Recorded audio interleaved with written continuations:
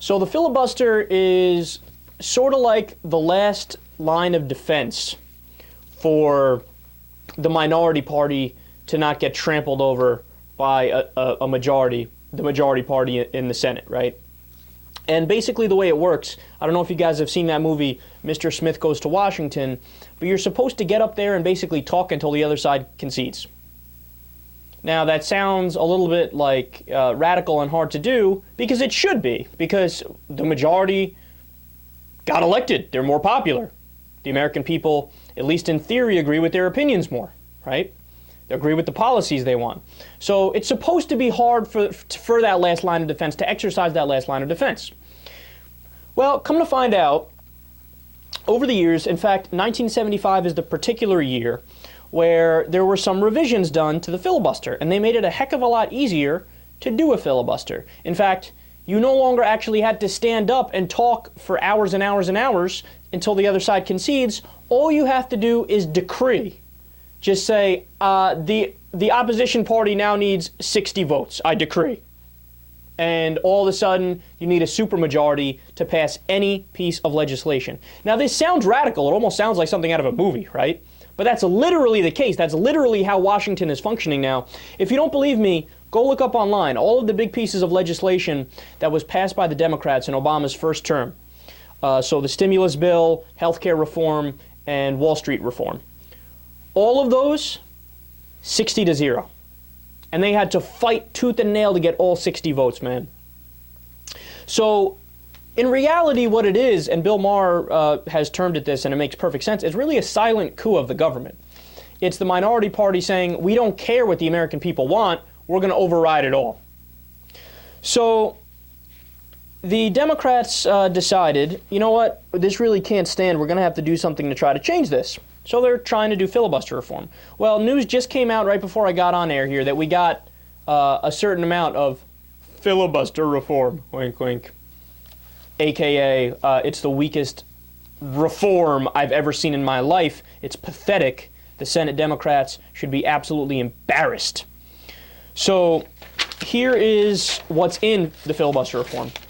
Now, the whole idea, mind you, of filibuster reform was supposed to be, hey, let's go ahead and make the filibuster back to what it always was and historically is supposed to be.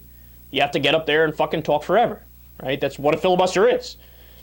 And instead of doing that, little bitch boy Harry Reid goes, Mr. McConnell, John Boehner, I think I disagree with you just a little bit. I was just wondering if maybe, he reminds me of the guy from Office Space. He's like, with the stapler, I wonder with the stapler. He's the most soft-spoken politician in American history, right? A little bitch. He's whipped by the other side. So listen to what's in this filibuster reform. The package creates a new process that gives Republicans the ability to offer 2 amendments on any bill that cannot be blocked by the majority leader. Although there is a process by which consensus bills can be streamlined if a substantial number of Republicans consent. So do you get what that means?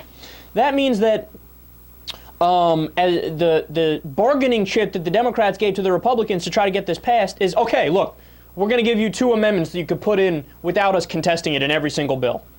Oh, wow, Harry, you're really strong, aren't you? Giving the party extra. You're giving away why would you give that away? There's no reason to give that away. But he gives it away anyway. Why? Because he wants to be able to say, we did filibuster reform, even if it's as weak as we can be.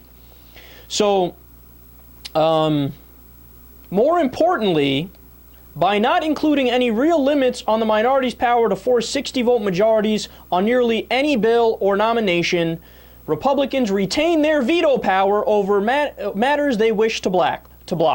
In other words, hey, you know the whole reason you wanted to do the filibuster reform? To bring the filibuster back to what it was historically? Yeah, that's going to be out the window. We're still going to have the 60-vote decree where we just decree you need a supermajority to pass any bill. So what's the point? What's the point of doing filibuster reform then, if you're not actually going to reform it back to what the filibuster is? It's useless, and you're useless, Harry Reid, and you sellout Dems. And then listen to this. You want to hear? I love this, man, because in Harry Reid's mind, what I'm about to read you now is a win. Is a win. Listen to this. This is the big concession that they got from the Republican side. The package reduces the number of opportunities to obstruct a bill that is supported by the minority leader and at least 7 Republicans, meaning that senators like Rand Paul and Mike Lee, who are Tea Party members, will have fewer chances to block progress on matters that everyone but a few Tea Party extremists support. Wow, that's your big concession, big guy? That's your big concession? Look, I need you to understand what this means, guys.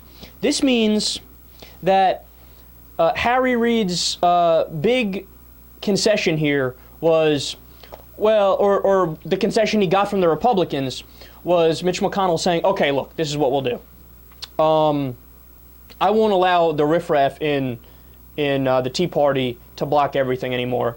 I have to be the one to approve the filibusters, and only we'll give them a certain number. We'll give them a couple that they can do themselves, but I have to approve everyone after that, right? Now, you want to know why that's the dumbest thing I've ever heard in my life? Because that idea presupposes that Mitch McConnell is going to be reasonable. Mitch McConnell ain't fucking reasonable. What, are you kidding me?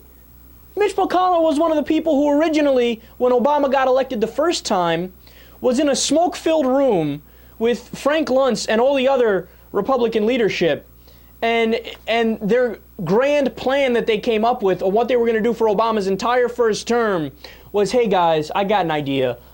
Don't give in anything. Don't agree with anything he wants to do. At all. At all.